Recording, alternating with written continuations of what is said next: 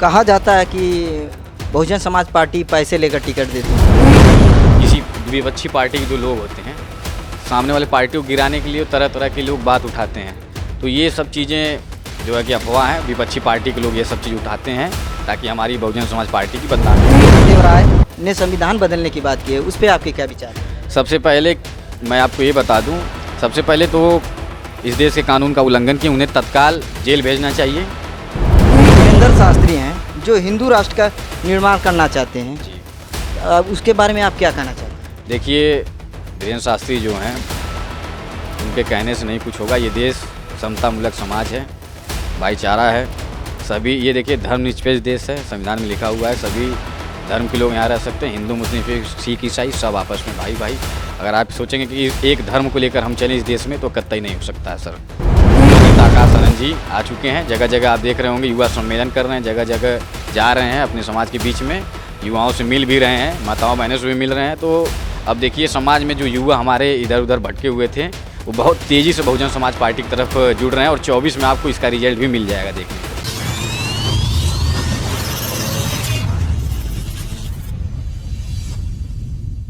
नमस्कार दोस्तों, मैं अमित कुमार राणा, आप देख रहे हैं नेशनल टाइम 24 न्यूज़। इस समय हम उपस्थित हैं आजमगढ़ शहर में। हमारे साथ उपस्थित हैं बहुजन युवा वाहिनी के राष्ट्रीय संस्थापक अंशु देवा जी। आइए जानते हैं 2024 में लोकसभा चुनाव को लेकर 2024 में किसके साथ हैं? आज़ाद समाज पार्टी, बहुजन समाज पार्टी, भाजपा व समाजवादी पार्टी। सबसे पहले आपके चैनल को बहुत बहुत धन्यवाद, आपका बहुत बहुत धन्यवाद, और आपके चैनल के माध्यम से जितने भी साथी देख रहे हैं उनको भी मैं बहुत बहुत धन्यवाद, साधुवाद, जय भीम, नमो बुद्धाय करता हूं। आने वाले समय में आप 2024 के लोकसभा चुनाव में जी आप किस पार्टी के साथ रहेंगे? सर देखिए, सबसे पहले आपको मैं बता दूं कि मेरी जो जनाधार है, जो हमारी पार्टी है, जो हमारे रहबर, जो हमारे महापुरुषों ने जो सींच करके पार्टी बनाया है, उसका मात्र एक नाम है जो जिसको हम लोग बोलते हैं बहुजन समाज पार्टी, और उसका चुनाव चिन्ह या चुनाव चिन्ह सिंबल हाथी है। और हम लोग उसके साथ ही खड़े रहेंगे 2024 में, क्योंकि बहुत ही मेहनत से इस पार्टी को खड़ा किया गया है। और इस पार्टी के में जब सरकार थी, यानी जब बहन जी की सरकार थी, तो बहन जी ने अपने समाज के लिए वह अन्य समाज के लिए भी बहुत कुछ किया। शोषित, वंचित और आदिवासी गरीब लोगों के लिए बहुत धरातल पर उसने काम किया। अभी तक कोई वो पार्टी नहीं है जो गरीबों के लिए काम किया हो। इसलिए हम लोग 2024 में बहुजन समाज पार्टी के साथ हम रहेंगे। आपके मन में राजनीति करने का विचार कब से आया? देखिए सर, मेरा विचार राजनीति से बहुत दूर था। मैं एक IAS बनना चाहता था, और जब मैं समाज में उतरा, जब मैंने समाज में देखा कि लड़ाई बहुत लंबी है, तो मैंने ये सोचा कि अगर हम IAS बन जाएंगे, DM बन जाएंगे, तो अपने ज़िले में ही लोगों के लिए कार्य कर सकते हैं। और एक सरकारी नौकरी करने के बाद एक आदमी किसी के अंडर में हो जाता है, तभी भी हम खुल के काम नहीं कर पाते अपने लोगों के लिए। इसलिए मैंने फैसला लिया कि हमें राजनीति करनी चाहिए, ताकि मैं अगर एक ज़िले का DM बन जाता तो मैं अपने समाज के लिए खुल के काम नहीं कर पाता, और मैं महत्वपूर्ण चीज़ों को नहीं ख़त्म कर पाता। जो अत्याचार आज हो रही हैं, अत्याचार देखिए हमें जड़ से ख़त्म करनी है। ये नहीं कि हाँ अत्याचार हुआ हम जाके उनकी लड़ाई लड़े, उनसे इंसाफ दिला दिए, ऐसे तो रोज़ होता रहेगा हमारे समाज में। हम चाहते हैं कि ये चीज़ जड़ से ख़त्म हो। इसलिए मैंने पॉलिटिक्स में आने का निर्णय लिया, और मैं आने वाले समय में जब बड़ा नेता बन जाऊँगा, प्रधानमंत्री या मुख्यमंत्री बन जाऊँगा, तो इस चीज़ों को जड़ से ख़त्म करने का कार्य करूँगा। इसलिए मैंने पॉलिटिक्स में आने का निर्णय लिया। आपका ट्वीट बार बार देखा जाता है कि आप बसपा सुप्रीमो व आकाश आनंद को टैग करके ट्वीट करते हैं कि बसपा में युवाओं को जोड़ा जाए। इस पे क्या प्रभाव पड़ा है? सर देखिए, मैंने सोशल मीडिया के माध्यम से बहन जी को और आदरणीय हमारे आकाश आनंद जी, उनको मैंने ट्वीट करके आवाज़ उठाते थे, हम लोग उठाते थे, हमारे लोग भी उठाते थे।